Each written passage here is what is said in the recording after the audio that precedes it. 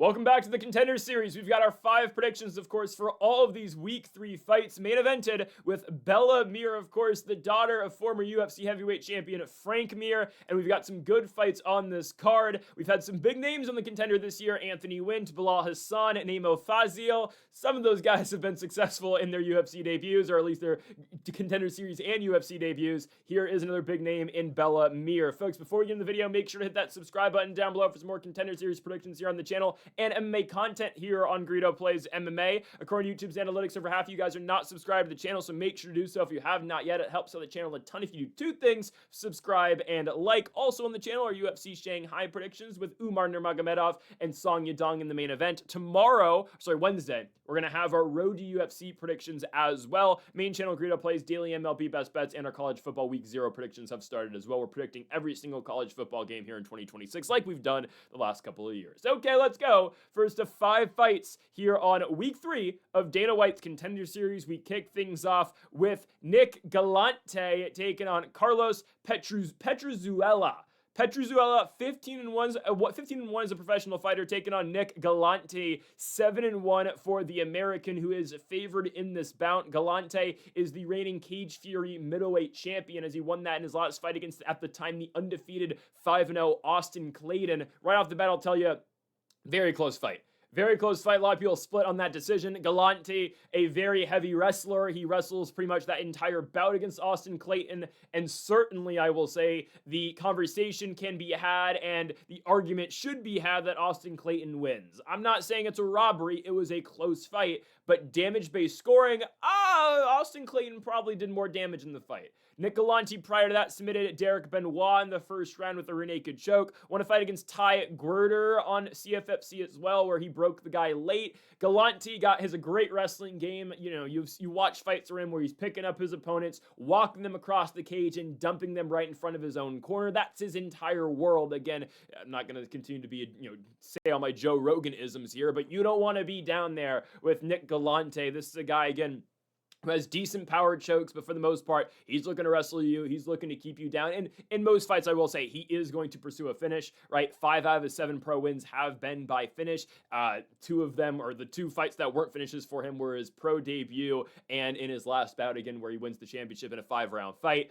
He's going to have a pretty clear wrestling advantage here against Carlos Petruzzella, who is from Argentina. He's 15-1 as a professional fighter, and none of his fights have ever gone to the scorecards. However, if you watch him fight, he's fighting the biggest cans I've ever seen. He's only pretty much ever fought in Argentina. He had 1 fight in LFA against Jose Santos. He lost the fight by first-round knockout over in Brazil. Fun fact, Carlos Petruzzella has only fought fighters from 3 different countries: Uruguay, Argentina, Brazil. He's fought 1 guy from Uruguay in Argentina. He beat him. He fought that 1 Brazilian dude named Jose Liton Santos, where he got knocked out in the first round. And then all of his other fights, that's 14 other fights, have been against Argentinian guys where he's easily been able to smash all of them. In Samurai Fight House is the promotion where he usually fights at. He's 12-0 in the Samurai Fight House promotion. He's fighting cans. He's fighting the biggest cans you've ever seen. His striking looks okay. I will say maybe there's a slight advantage for him in the striking game tomorrow against Galanti, just because Galanti is a primary wrestler. On the ground, he is screwed. And I will tell you, as soon as Galanti gets a takedown, this fight is likely over. It's claimed that Carlos Petruzzella has a grappling background. And sure, again, he does not look bad against these randoms, but he's fighting nothing but Argentinian guys who are usually 4-0 in MMA, at best, usually losing record type guys. Galanti is going to run right through him. I've watched the pure wrestling skill out of Nick Galanti. He is very good. Now, again, there should be a discussion about his last fight. Did he actually win it? Did he not? I don't know. But he comes into this bout as a huge favorite at -250, and that's going to be a theme throughout this video. We're going to see quite a bit of favorites winning. I would assume on this card we'll talk about it. But he's expected to win this fight against a guy who I just don't think offers much up against him. Petruzzella's last win came in Samurai Fight House, where he won the Samurai Fight House championship against a fighter with a 10-12 record. Yep, the guy who's 10-12 was his last fight, and he won in the first round with the head kick. Awesome. Fight prior to that, he beat a 16-14 guy by 45-second doctor stoppage. Okay. He was actually booked to fight in the GFL against Lorenz Larkin. It's a fight that Lorenz Larkin probably was going to beat him. again, respect to the GFL, I guess. They're supposed to come back later in this year with, of course, Marlon Moraes as the team captain of Team Miami. Can't wait for the train wreck that will be GFL later this year. But, you know, Lorenz Larkin was supposed to fight Petruzzella in GFL, and Lorenz Larkin was favored to win that fight. Petruzzella at the time was 13-1 coming off his first ever pro loss, but I'm telling you, man, you look at the guys he's fought, they are some of the worst fighters you've ever seen, and the one time he was actually tested in LFA, the one time he fought outside of Argentina, he lost. He's now fighting obviously outside of Argentina, he's fighting in the States against a legit wrestler in Nick Galanti. I think Galanti easily takes care of business, and I think this is a straight mismatch. Petruzzella has never been to the scorecards. I doubt he goes to the scorecards here. I'm going to go Galanti by submission. I don't think Petruzzella is able to survive on the ground for that long against Nick Galanti. It might be a TKO, don't get me wrong, you might win it via strikes, but I think he's probably going to get a sub. I'm going to go Nick Galanti, winning by first round submission. Of course, at the end of the video, we will rank all 5 of our winners in terms of the likeliness that they will earn contracts, of course, from Dana White. Okay, on to our next fight. Let's go down to the welterweight division as we've got Mexico's own in Alexis Miranda taking on USA's out of Atlanta, Georgia, Ronald Humphrey. The career ender is the nickname for Ron Humphrey, taking on Mantis Miranda. And as you can see on the screen with the odds, yeah, obviously Ronald Humphrey's a big favorite. Okay, again, there's a lot of big favorites on this card. Alexa Miranda, I'm sorry, is awful. I've watched this guy fight. I don't know if I can say he's the worst fighter on this card because there's a fighter later on in the co-main event that I think is absolutely awful. Alexis Miranda is just, he's not good. I'm sorry. I don't have many positive things to say about the guy. He throws, when he throws punches, it is all, and I'll try to demonstrate for you, his hands are like this, and he throws from outside. It's awful, man. Watch Alexis Miranda fight. He doesn't really throw a jab, and when he does, it's super slow. He's looking to come around. He's looking to, I guess it's a different angle, sure, but everything is, everything's like a long looping hook.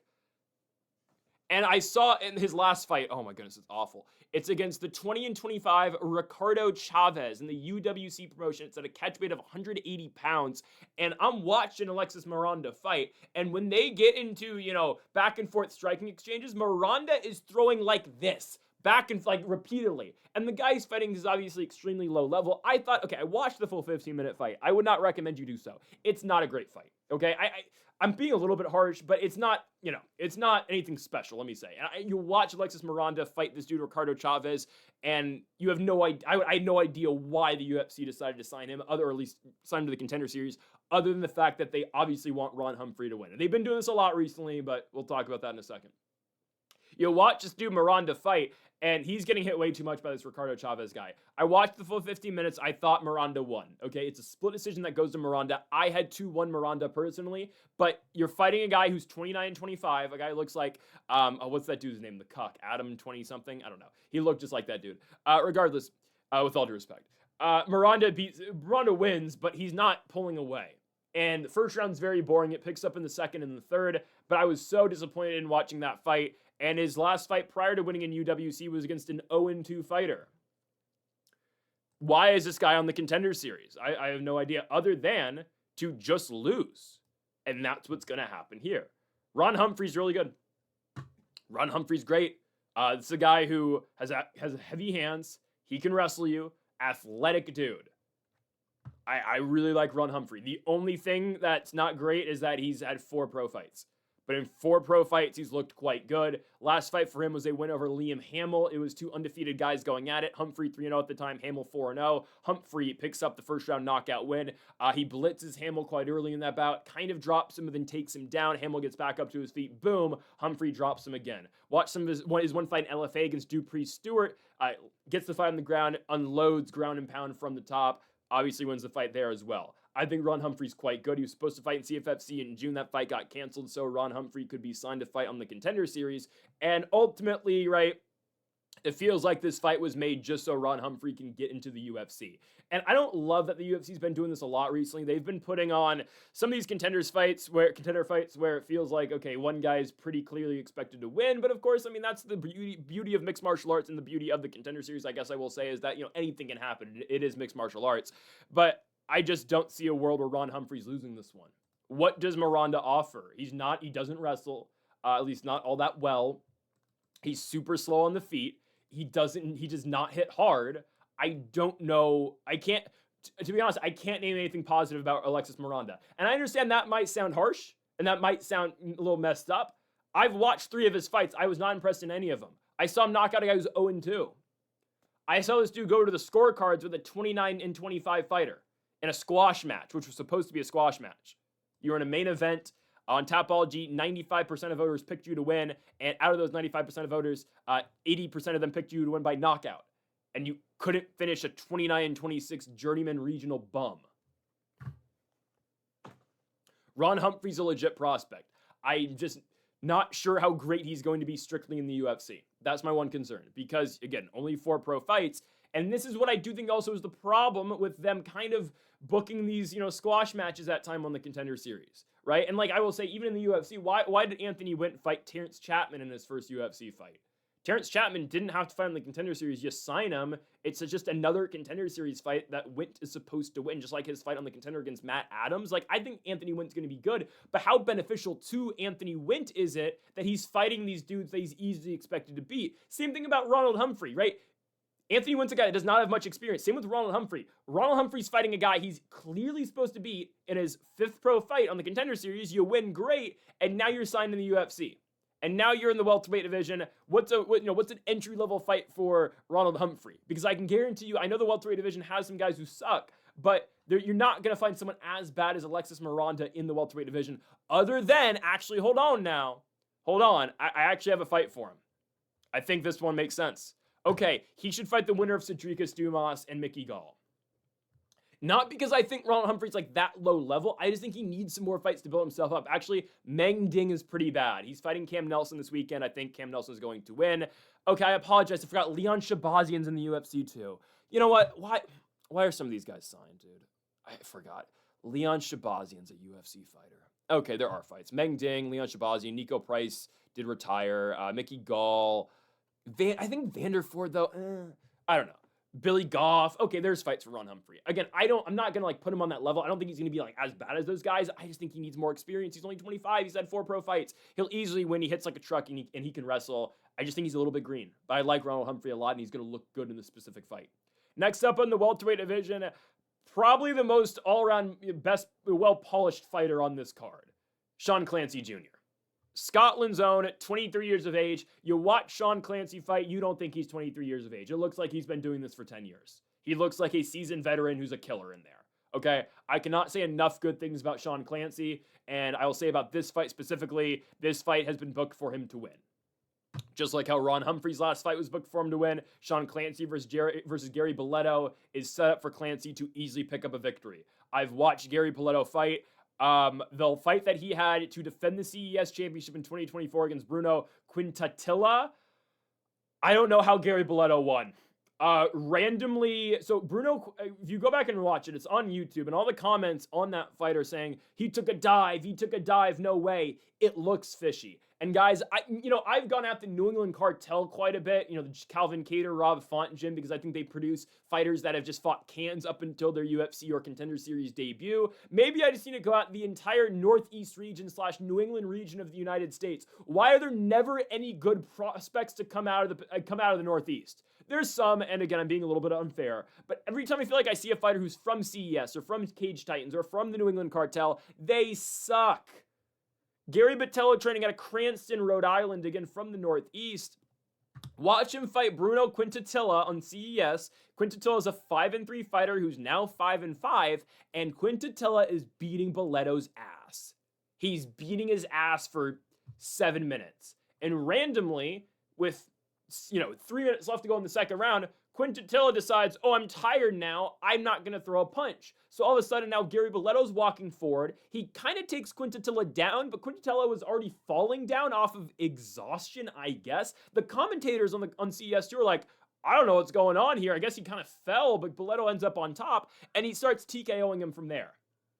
It's an awful fight for Balletto. He wins, but he looked like shit. He defends the CES belt once after, and then he goes to bare knuckle. He's won 3 fights in BKFC. I can't treat you seriously. You're a CES champion who did not look good. You fought in bare knuckle, great. You're fighting probably the best pure fighter on this card in Sean Clancy Jr. Sean Clancy Jr., the reigning Cage Warriors champion. I will say, he fought a complete can in his last fight. He fought some Dutch dude who was 38 years of age.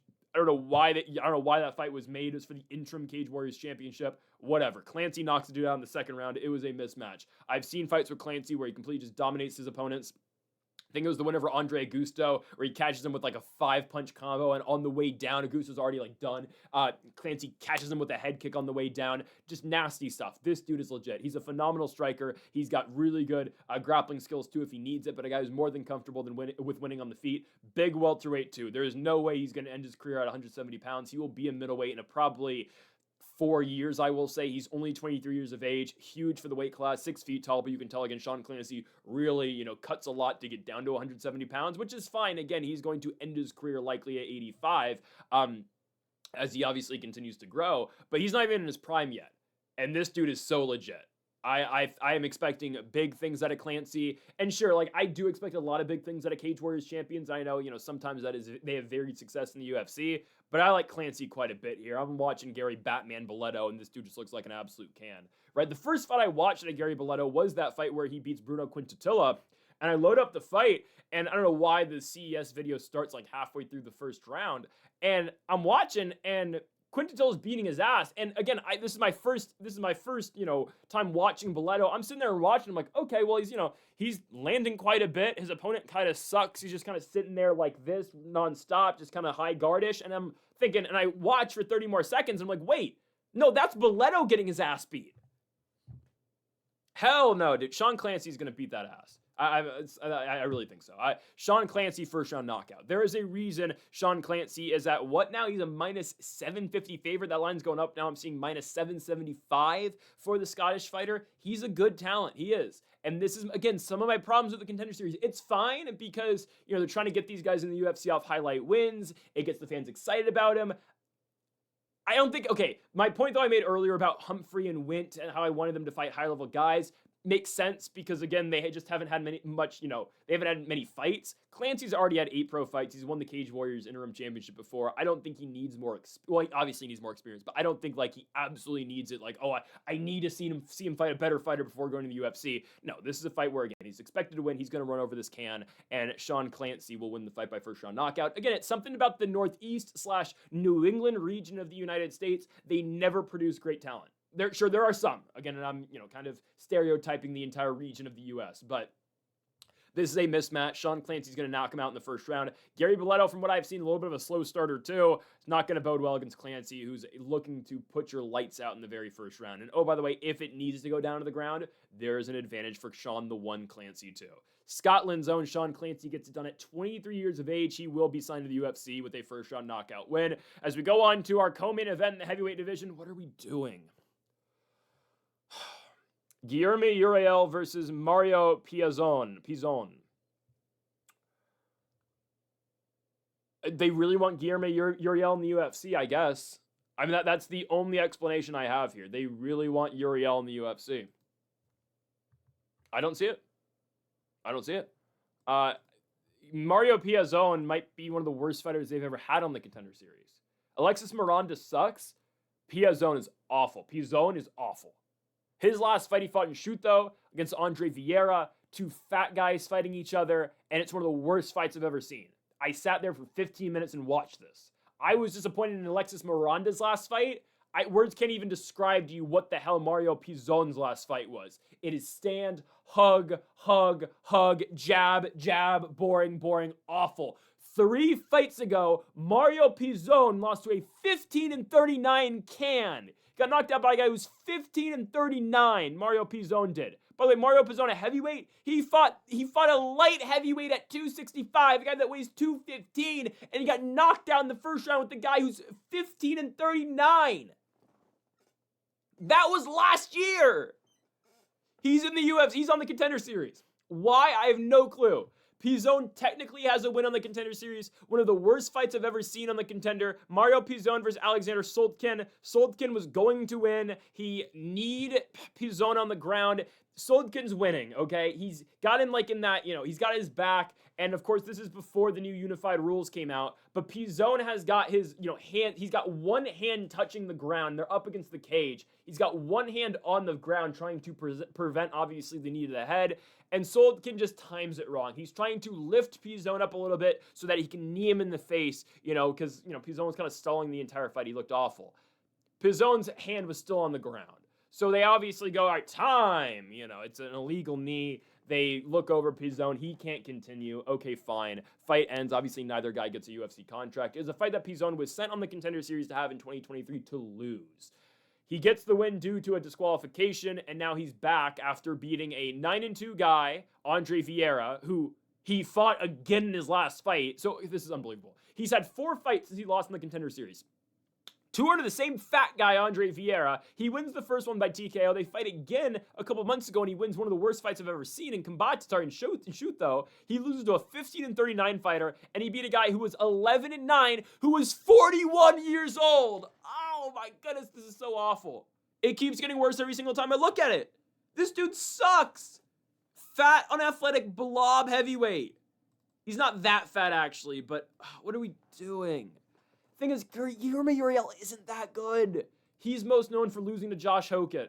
Josh Hokett's win on the Contender Series was Uriel. What does Uriel do since? He wins a fight in LFA against a 2-2 fighter. The only thing I can tell you about Uriel is that he hits hard and he tries to walk forward. There's one moment against Josh Hokett where Uriel kind of lands a jab and he misses on a right, or he misses on a hook right after, but he gets Hokett to kind of back up against the fence, kind of just run out of the way. Hokett repositions himself, and now Hokett gets the takedown right after.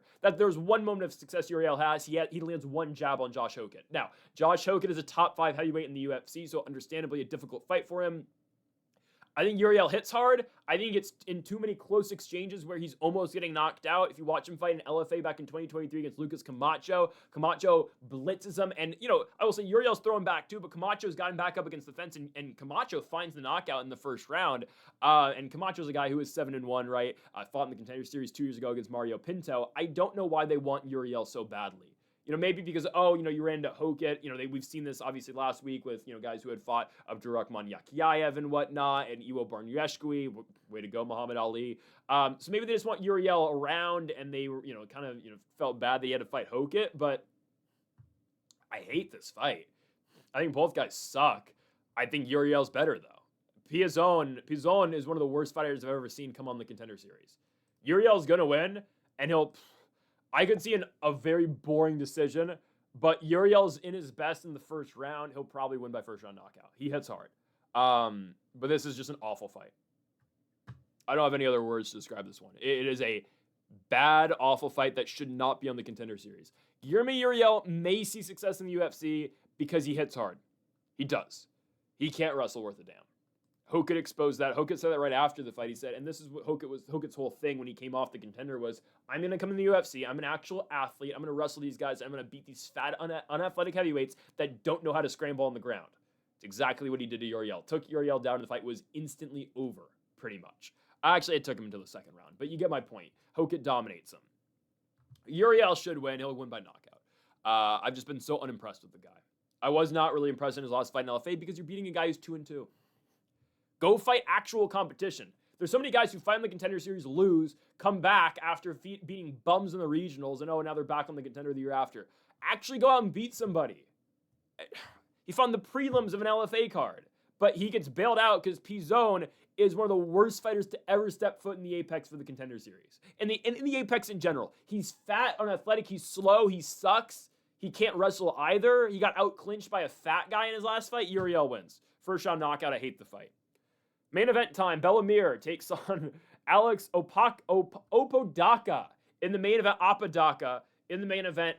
Bantamweight fight. Bellamir is the biggest favorite, I believe, in women's mixed martial arts history under the Contender Series / UFC, just Zuffa banner. Bellamir is coming in right now as a minus 1,500 favorite compared to the plus 790 underdog in Alex Apodaca. Obviously, it's expected that Bellamir wins, and this has been a theme throughout the entire video. The ginormous favorites. Trust me, I tried to see something out of the fighters who are not ginormous underdogs in both Carlos Petruzzella and Mario Piazzon. I was so unimpressed with either of them. Who has the best chance of winning as an underdog? significantly, it's Petruzzella. If Petruzzella is able to stuff Galanti, which I don't think he's going to be able to, he could find a shot on the feet. The other underdogs stand zero chance. Same can be said, truthfully, about Alex Apodaca in this one. Originally supposed to be Bellamir versus Avilia Bierli. Bierli, I think, is kind of decent, and I think she's going to get rebooked for the Contender Series later this year. Makes sense why the UFC opted to just give Bellamir Apodaca. Now, don't get me wrong. Bellamir is going to beat a lot of fighters in the weight class. Am I going to say she's going to be a future world champion just yet? I don't know. She's only 24, she's only 23, my goodness. Only 23 years of age. This is a former NCAA wrestling champion with the university, or with Iowa Hawkeyes. She's competed in UFC BJJ. She is probably one of the best wrestlers you're going to find, at least at women's bantamweight, other than potentially Kayla Harrison. But obviously, by the time Bellamir makes her way up to the championship picture, Kayla Harrison's going to be done. I think Kayla's probably done after her next fight. She's the future of 135 in the bantamweight division, and a division that looks so awful right now, other than the two fighters who are fighting for the championship likely in December between Harrison and Nunes. It's a real question who the hell is going to get the belt after those two. I'm expecting a double retirement fight between Harrison and Nunes, which leaves us with a vacant title fight likely between Jocelyn Edwards and Luana Santos is my guess. Jocelyn Edwards or Luana Santos is going to become the world champion first quarter of next year. That's a real thing. I think, Bia Mesquita's got a chance, even though I was not impressed by Mesquita's last performance. She beat Melissa Mullins, but did not come easily. I think Michelle Montague will probably touch the championship at one point in time. Maybe Mesquita as well.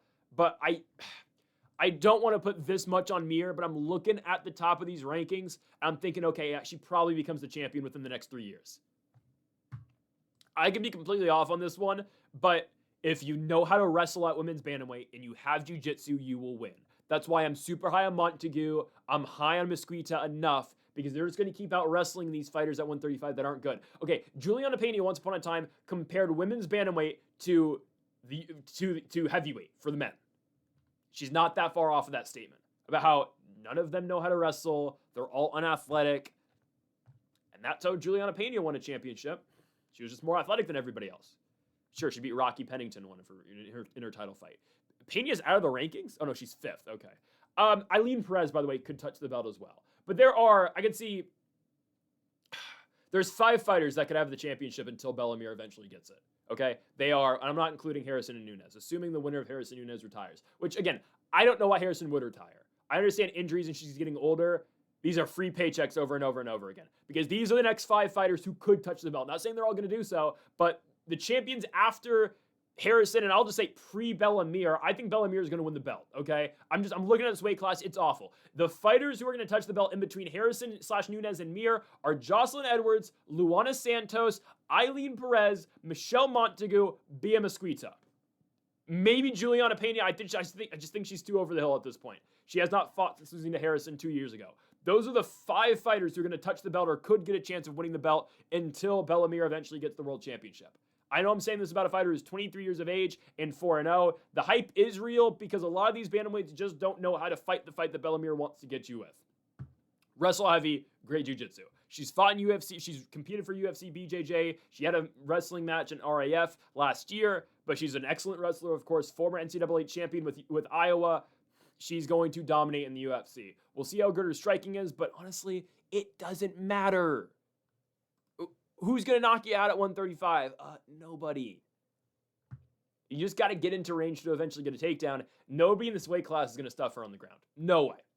Guys, if Bellamir right now fought Luana Santos, who's fighting, oh my goodness, Thiago Santos' wife, Yana Kunitskaya.